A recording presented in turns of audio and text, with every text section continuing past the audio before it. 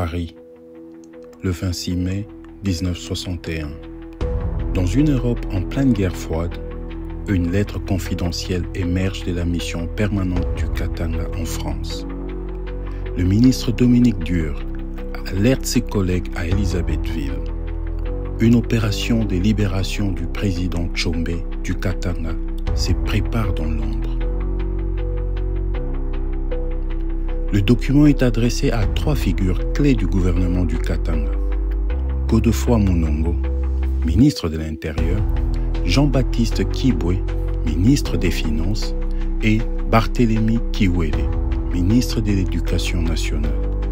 Tous sont impliqués dans ce plan audacieux de libération de Moïse Tshombe. Du moins, dans cette tentative de libération. Dure annonce le recrutement de parachutistes en France, prêts à être déployés semaine après semaine pour mener une opération de pick-up, comprenez par cela de libération.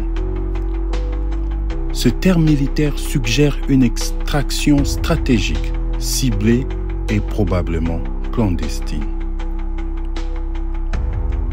L'homme désigné pour diriger l'opération est le commandant Polik. Il reçoit la responsabilité totale et doit tout organiser comme si l'action devait être imminente.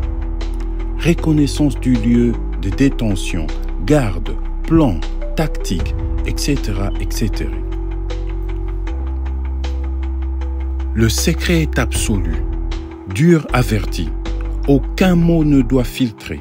Même l'argent de renseignement envoyé pour recueillir les détails sur le prison du président Moïse Tshombe reste inconnu. Cette lettre révèle un épisode méconnu du conflit du Katanga.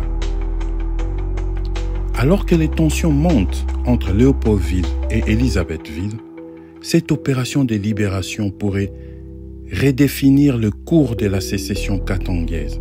Qui était vraiment derrière ces décisions et quel était leur plan final? Nous en saurons un peu plus dans nos prochains éléments. Nous sommes toujours dans notre chapitre dédié au Katanga. Ici, nous explorons un aspect méconnu de la sécession katangaise. C'était une machine savamment mise en place et orchestrée depuis l'Europe.